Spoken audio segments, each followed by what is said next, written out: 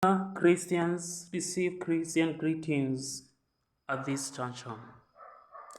I would like to share the word of God from the book of Psalms 100, which speaks about giving praise and thanksgiving unto the Lord. And from that I derive my theme, which is who is to be praised. And before we say who is to be praised, what is a praise? What do I understand by the term praise? Or what do you understand by the term praise? A praise is an expression of gratitude and respect towards a deity. Then, some of us may praise their parents, some of us may praise politicians. It's not bad, it's okay. If you feel comfortable doing it, it's okay. Some will praise their friends. It's okay, it's not bad if you feel it, it's okay. And some will praise their work, their businesses. But at the end of these sermons, dear Christian, we will be knowing who is to be praised. Or in all, God is the one who is to be praised. God is the only one who does not share his praise with a human being. Because sometimes we give praises to people into a situation whereby we forget about our God. Sometimes we praise what God created instead of praising the Creator himself. And do you know what, my brother? Do you know what, my sister? Whatever you praise here on earth, either here on earth or in heaven, it becomes an altar. And it will always reign in my life. It will always reign in your life. To our youths, if you are too much addicted to pornographic material, to watching pornography, pray unto God to give you that grace to stop watching it. Because the moment you are watching it, it becomes an altar. You are praising it, and it will always reign in your life, be it here on earth, be it in the spiritual realm. Therefore, after knowing that only our God should be praised, now we ask ourselves, why does our God deserve our praises? One reason to why our God deserves our praises is that he is unmovable mover. What do I mean by saying our God is an unmovable mover? Our God can move our situations, but our situations cannot move God.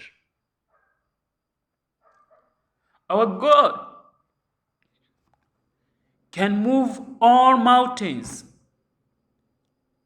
but he can never be moved by those mountains. Wonderful. This is interesting, my dear.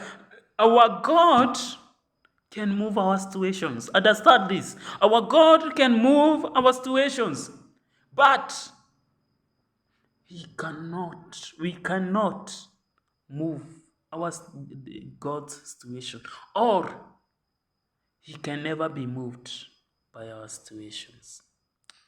So, he is unchangeable changer. He has the power to change everything. But he can never be changed by what he created. He has the power to change what he created, but he has no power. But what he created has no power to change him. Sometimes we as human beings, we make things, for example, these phones and every type of a gadget, and it becomes our God. It changes us instead of us changing them. It commands us instead of us commanding them. But our God is not that way. He is unchangeable changer. His kindness can never be limited. I can help you up to a certain level, but God will never get tired of his kindness. He will always be kind to us. That's why he deserves our praises. His love is unconditional and unseasonal. He loves in and out of season.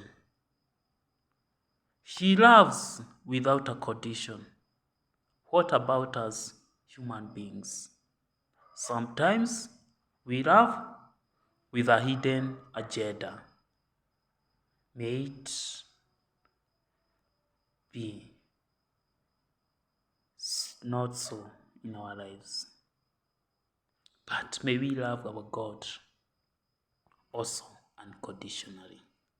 May we give him the praise that he deserves. What will happen to us when we give our God praises that he deserves? One, he shall open doors for us. I don't know which door in your life is closed, but when you give God praises which he deserves, he shall open doors for you. Two, he shall level mountains. Mountains will get leveled. I don't know which mountain you are seeing in your life, but keep knowing when you give God the praise which he deserves, he will level the mountains. And finally, he will calm the storms in your life. And you shall sing a song and say, I made it through, and I don't know how I did it. One thing I know, Jehovah took it over. And that's how I made it through. Blessed assurance.